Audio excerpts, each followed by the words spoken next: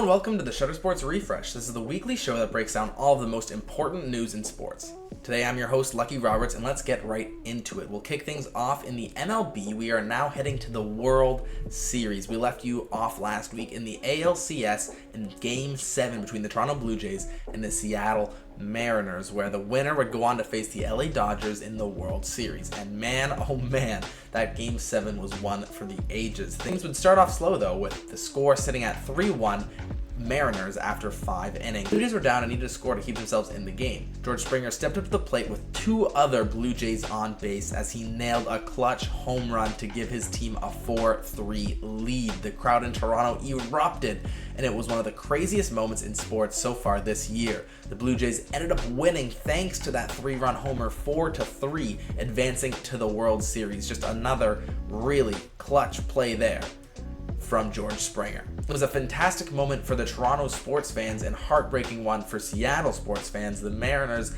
are still the only franchise in the MLB history to never make the World Series. The Blue Jays will move on to play the Dodgers, where 2 games have gone down so far. Game 1 was a dominant performance from Toronto with 9 runs, 7th inning, winning 11-4. In Game 2, the Dodgers struck back with some strong pitching and secured a 5-1 win. Game 3 goes down tonight, and the series will be over by the time we catch you up with you next week, so make sure to tune into the refresh to see what happens. Next up, let's cover some football. Not much happened in the NFL last week, with the most important matchups being blowouts for the favored team. The only interesting game was an upset from the Miami Dolphins taking down the Atlanta Falcons 34-10. The Falcons were playing without their starting quarterback Michael Penix and allowed the Dolphins to impress, with Tua Tagovailoa scoring 205 yards and 4 touchdowns. The biggest matchup in college football this week was between number 9 Vanderbilt and number 19 Missouri. It was Vanderbilt who continued to impress in their underdog season, winning this one 17-10. Number 7 Ole Miss also took down number 18 Oklahoma in a close matchup, where Ole Miss's quarterback Trinidad Chambliss finished with 315 yards. UFC 321 went down in Abu Dhabi this weekend with quite the controversial finish to this main event. The main event was a heavyweight championship between reigning champion Tom Aspinall and Cyril Gane. This was hyped up a lot by UFC fans, but came to an unexpected end. With less than a minute to go in the first round, Gane stuck his fingers in the eye of Aspinall, rendering him temporarily blind. That move is illegal in UFC, so Aspinall won the championship via disqualification.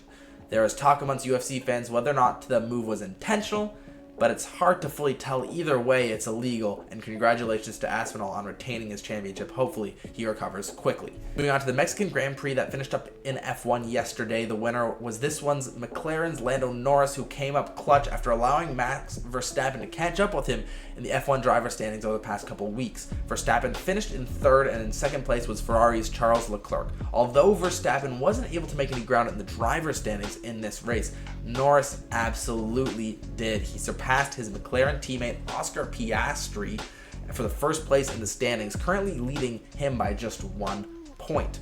With just 4 races left, the top spot in the standings is completely up for grabs, so we'll have to see whether Norris or Piastri can come out with the win. Let's do a quick check-in on the NHL standings now that each team has played around 10 games. In the Atlantic Division, the Montreal Canadiens vastly improved from last year and currently lead the division with a record of 7-3. The Red Wings sit just behind them at 6-3. In the Metropolitan Division, the New Jersey Devils sit in the lead with a record of 8-1, and in the Central Division, it's the newly named Utah Mammoth who are in first place at 8-2. The Colorado Avalanche are just behind them at 5-1 and 4 overtime losses. And finally, in the Pacific Division, it's the Vegas Golden Knights at 5-1 and 3 overtime losses.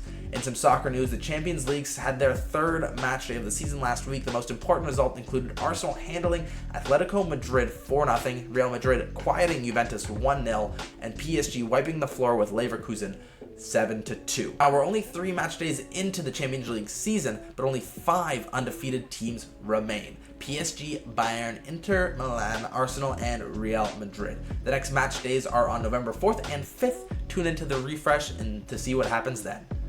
And that's it for this week's episode of the Shutter Sports Refresh. I've been your host, Lucky Roberts, and I hope you learned something today. You can check me, Shutter Sports Media, and the writer for this episode, Finn Noel, right here. Thanks for watching.